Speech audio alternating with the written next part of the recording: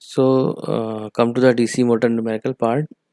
Very simple numerical problems we will cover here. Which will depend on the equation E is equal to P and phi z upon 68. The equation which we have derived here. तो इस equation में जो E है, that E is the back EMF of the motor, P is the number of poles of the motor, N is the speed of the motor in RPM, phi is the flux per pole, Z is the number of armature conductors, 60 is a constant value जो derive करके आई थी, A is the number of parallel paths. एक एक term को समझ लेते हैं. E is the back EMF, P is the number of poles जो हमेशा इवन नंबर में होंगे 2, 4, 6, 8. N is the speed of RPM. Transformer में हम N को ट्रांसफार्मर के प्राइमरी और सेकेंडरी वाइंडिंग के नंबर ऑफ टर्न से रिप्रेजेंट कर रहे थे. N1 primary winding number of turns, N2 secondary winding number of turns. लेकिन यहाँ पर जो हम N लेंगे वो N is the speed of the RPM है, इस बात को ध्यान रखना है. और N1 N2 अगर लेके चलेंगे तो स्पीड दो अलग अलग कंडीशन पे मिलेगी. N1 एक कंडीशन पे, N2 दूसरी कंडीशन पे. इसका नंबर ऑफ टर्न से कोई मतलब नहीं है. फाई इज़ द फ्लक्स पर पोल है. तो फ्लक्स पर पोल है. अगर हमें यहाँ पर क्वेश्चन में ध्यान रखना है कि फ्लक्स किस नेचर में दिया गया है. अगर टोटल फ्लक्स दिया गया है तो उसको divide by number of poles करके हमें फ्लक्स पर पोल में लेके आना होगा. और अगर केवल फ्लक्स लिखा हुआ है न्यूमेरिकल में तो ये अंडरस्टूड है कि वो फ्लक्स पर पोल ही दिया गया है. And Z is the number of armature conductors. जितने भी होंगे क्वेश्चन में हम इनको कंसिडर करेंगे. और ए के लिए थोड़ा सा समझ लेते हैं कि ए is the number of parallel path. Number of parallel path means कि आप इसको समझिए कि ए की के लिए क्या वैल्यू पुट करनी है. दो तरह की वाइंडिंग होती हैं हमारे पास आर्मेचर की इन केस ऑफ डीसी मोटर. एक होती है लैप वाइंडिंग, एक होती है वेव वाइंडिंग. इसको हमने कवर नहीं किया है नोट्स में शायद होगा न्यूमेरिकल वाले पार्ट में. अभी प्रीवियस जो स्लाइड्स थी एक्सप्लेनेशन वहाँ कवर नहीं किया था. इसको आप नोट डाउन कर लीजिए अपने पास. A is the number of parallel path and A is equal to P in case of lap winding. Lap means LAP. Armature की वाइंडिंग दो तरह की होती है. पहली है lap winding, LAP lap winding. और in case of lap winding A is equal to P. A is equal to P means P is number of poles. A is equal to number of poles. And in case of wave winding, second type of winding is wave winding. And in case of wave winding, the A number of parallel path A is equal to 2. तो wave winding में A की value हमेशा 2 होगी. Lap winding में A की value P के equal होगी. और क्वेश्चन में के डेटा में क्लियर होगा कि मशीन लैप वाउंड है या वेव वाउंड है. एक न्यूमेरिकल करते हैं. तो यहाँ पे उन्होंने न्यूमेरिकल जो लिया क्वेश्चन करके लिखा हुआ है. कहता है कि ए 4 पोल lap wound DC motor is having total 720 number of armature conductors. This motor is rotating with speed of 1200 rpm when the field winding flux is 0.05 Weber. Calculate the back EMF of the motor. एक एक करके terms को समझते जाते हैं, उनको लिखते जाते हैं कि क्या क्या वैल्यूज आपको क्वेश्चन में दी गई हैं. तो सबसे पहले उन्होंने दिया कि 4 पोल्स. 4 पोल्स मीन्स आपको क्या वैल्यू दी गई है, P वैल्यू दी गई है. इसको हम लिख लेते हैं this is the P. Number of poles are 4. फिर कहता है लैप वाउंड. अभी थोड़ी देर पहले हमने डिस्कस किया कि लैप वाउंड में जो नंबर ऑफ पैरेलल पाथ होते हैं A is equal to P होते हैं. तो A is equal to P is equal to, यहाँ P की वैल्यू कितनी दी गई है, 4 दी गई. नंबर ऑफ पोल्स 4 दिए गए हैं तो यहाँ पे 4 हो जाएगा. और उसके lap wound DC motor is having total 720 number of armature conductor. तो 720 जो वैल्यू दी गई है वो किसकी वैल्यू दी गई है, आर्मेचर कंडक्टर्स में Z की वैल्यू दी गई है. 720 number of armature conductors. Then this motor is rotating with a speed of 1200 rpm. अब ये 1200 rpm जो डेटा दिया गया है वो किसका दिया गया है, N के लिए डेटा दिया गया है. N नंबर ऑफ स्पीड जो है वो 1200 rpm when the field winding flux is 0.05 weber. तो फील्ड वाइंडिंग फ्लक्स 0.05 वेबर का मतलब फ्लक्स दिया गया है. अब देखिए मैंने यहाँ पर फील्ड वाइंडिंग फ्लक्स के साथ कुछ भी नहीं लिखा है कि टोटल है फ्लक्स है या फ्लक्स पर पोल. अगर ऐसा डेटा दिया जाएगा तो हमें ये अंडरस्टूड है कि ये फ्लक्स पर पोल दिया गया है. इसको हम फ्लक्स पर पोल ही कंसिडर करते हुए चलेंगे. Now calculate the back EMF. Back EMF के लिए आपको यहाँ पर एक इक्वेशन दी गई है. E is equal to P and phi z upon 60A volt. इस इक्वेशन को जो डेटा हमने था वो सारा का सारा डेटा हमने यहाँ पर कलेक्ट करके क्वेश्चन को सॉल्व करने के टाइम पे सारा डेटा यहाँ पर लिख लिया। यहाँ पे मैंने यूनिट्स मेंशन नहीं करी हैं, आप यूनिट्स भी लिख लीजिएगा। अब इस इक्वेशन को हम दोबारा यहाँ पे आके लिख लेते हैं। E is equal to P N 5Z/60A। पी की वैल्यू हमने 4 पुट कर दी, Z 1200, सॉरी पी 1200 के पी एन इज़ 1200, फाई की वैल्यू 0.05 और जेड की value 720 divide by 60 into A की वैल्यू हमने क्या पुट कर दिया, A is equal to P is equal to 4। इसको सॉल्व करेंगे तो आंसर आता है 720 वोल्ट। तो इस तरह से पेपर में आपको क्वेश्चन मिलेंगे, डायरेक्ट फार्मूला बेस्ड न्यूमेरिकल होंगे। सारा का सारा डेटा आपको दिया होगा, उसको कलेक्ट करिए, एक सिंपल फॉर्म में लिखिए डेटा को और उसके बाद वैल्यूज़ को पुट करिए, वैल्यूज़ को पुट करके क्वेश्चन को सॉल्व करिए और आपको यहाँ पर आंसर मिल जाएगा। जैसे इस वाले केस में आ रहा है 720 arch conductor.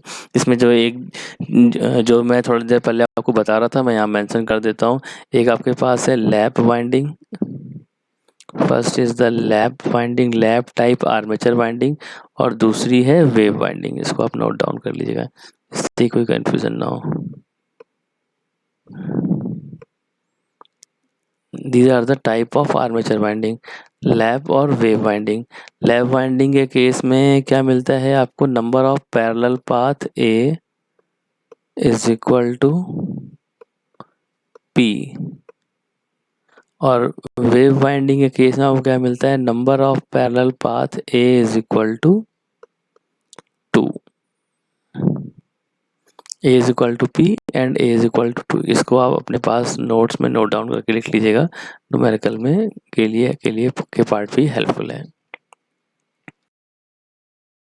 Then come to the another numerical. Again, when this numerical is based on the same formula, E is equal to P n 5Z/60A, and the question is, a DC shunt motor is running with a speed of 1200 rpm when the induced back EMF in the motor is 700 volt.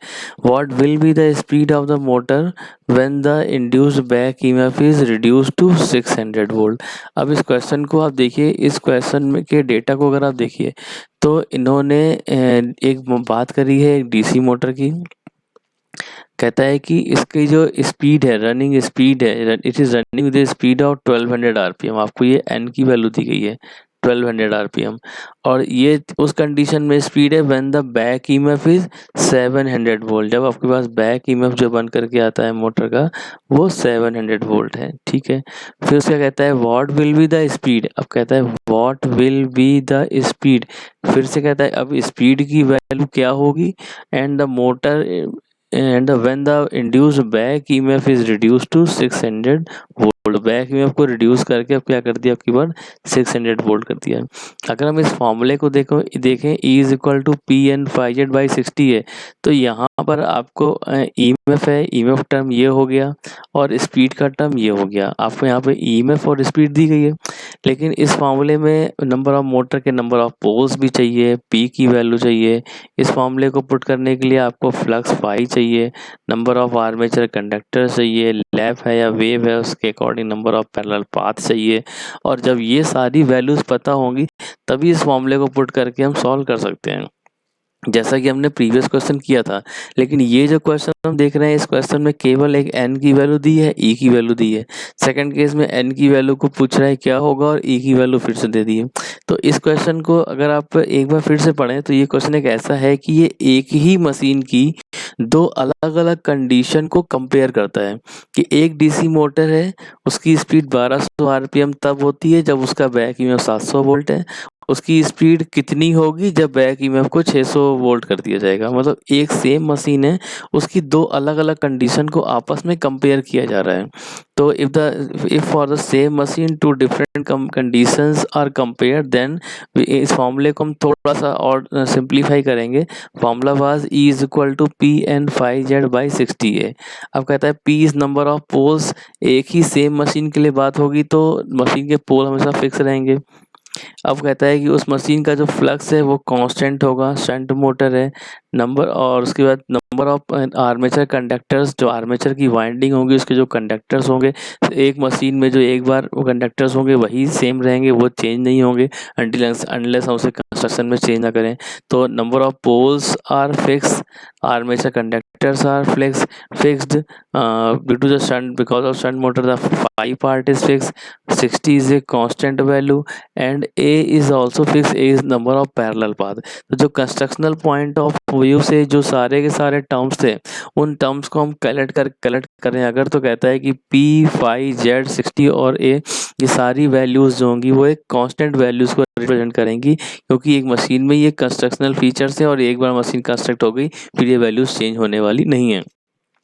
तो P phi Z upon 60 ए, इन सारे constant term को collect करके हमने एक constant का नाम दे दिया, this constant will be के। और वेरी क्या करेगा आपकी बार, एन ईएमएफ, ईएमएफ डिपेंड किस पे करेगा, स्पीड पे डिपेंड करेगा, एन पे डिपेंड करेगा। कहता है कि अब स्पीड के का जो वेरिएशन होगा, जितना स्पीड मोटर की ज़्यादा होगी उतना फ्लक्स कट ज़्यादा होगा, ईएमएफ ज़्यादा इंड्यूस हो जाएगा। इतनी मोटर की स्पीड कम होगी, एन कम वैल्यू होगी, उतना ईएमएफ कम हो जाएगा। तो डायरेक्ट रिलेशन निकल के आया E इज इक्वल टू के इंटू एन। अब कहता है हम एक ही डीसी मोटर की दो अलग कंडीशन को कंपेयर अगर करें, तो कहता है कि पहले हमने कहा कि अगर मशीन को के में बैक ईएमएफ E1 है तो उस कंडीशन में मशीन की स्पीड जो होगी वो N1 होगी। कहता है अगर हमने बैक ईएमएफ को चेंज करके E2 कर दिया तो उस कंडीशन में मशीन का जो स्पीड होगा वो N2 हो जाएगा। जिस बेसिस पे ये क्वेश्चन डिज़ाइन किया गया है। अब एक अगर हम यहाँ पे E1 इज इक्वल टू के एन वन एक फॉर्मूला आया, दूसरा आया E2 इज इक्वल टू के एन टू। अगर हम इन दोनों इक्वेशन को डिवाइड करें तो रिलेशन क्या आएगा, E1 upon E2 is equal to N1 upon N2, एक रिलेशन ये बन करके आता है। If E1 upon E2 is equal to N1 upon N2, तो अपने क्वेश्चन को अगर देखें तो कहता है कि 1200 आरपीएम की स्पीड थी किस कंडीशन पे, जब उसका बैक ईएमएफ 700 था। तो कहता है कि E1 की वैल्यू को हमने क्या ले लिया, E1 वैल्यू इज 700 वोल्ट और यहाँ पर उसकी करस्पॉन्डिंग यहाँ पर जो स्पीड आ रही है वो 1200 आरपीएम है। Condition number 1, this is N1, this is E1। तो N1 के करस्पॉन्डिंग ये वैल्यू को उठा करके हमने लिख लिया यहाँ पर, ला करके ये आ गया 1200, और E1 की वैल्यू को उठा करके हमने यहाँ पे लिख लिया, दिस इज 700। उसके बाद कहता है कि what will be the speed, second case में स्पीड क्या होगी, N2 हमें कैलकुलेट करना है, जबकि बैक ईएमएफ की वैल्यू कितनी हो गई है 600। तो आपको E2 की वैल्यू 600 दे दी गई है। E2 600 जो वैल्यू दी गई है उसको हमने यहाँ पे लिख लिया, दिस इज 600। सारी वैल्यूज को हम यहाँ पुट कर देंगे, E1 की वैल्यू 700, E2 की वैल्यू 600, N1 की वैल्यू 1200 पुट कर दी, तो यहाँ से हमें N2 के लिए कैलकुलेशन कर लेंगे and the result for N2 comes out as 1028 RPM. Calculation part simple है, कुछ भी नहीं है, समझने वाली बात सिर्फ यही थी कि एक ही मशीन की दो अलग अलग कंडीशन दी जाएं, उनको कंपेयर करके अगर रिजल्ट निकालना हो तो इस फॉर्मूले को हम थोड़ा सिंप्लीफाई करते हैं और आंसर आता है E1 upon E2 is equal to N1 upon N2। इस पर्टिकुलर केस में कह रहा था कि 1200 आरपीएम स्पीड अगर 700 वोल्ट पे है तो क्या होगी स्पीड, जबकि हम वोल्टेज को 600 वोल्ट कर देते हैं। मान लीजिए क्वेश्चन थोड़ा चेंज करके पेपर में कह देता है कि मान लीजिए कि 1000 आरपीएम की स्पीड है किसी 500 वोल्ट पर, तो हम उस कंडीशन में अगर हम स्पीड को चेंज करना चाहते हैं, स्पीड को डबल करना चाहते हैं तो कितना वोल्टेज होगा। तो इस तरह का क्वेश्चन अगर पेपर में आता है तो आप उसे सॉल्व कर सकते हैं। तो this was all about the DC motor numerical parts. इस तरह के सिंपल न्यूमेरिकल्स पेपर में मिल सकते हैं, तो उनको आप सॉल्व करिएगा, नोट से देखिए, सॉल्व करिए, जहाँ डाउट है उनको पूछ लीजिए। And next we will start the next topic, 3 phase induction motor. Thank you.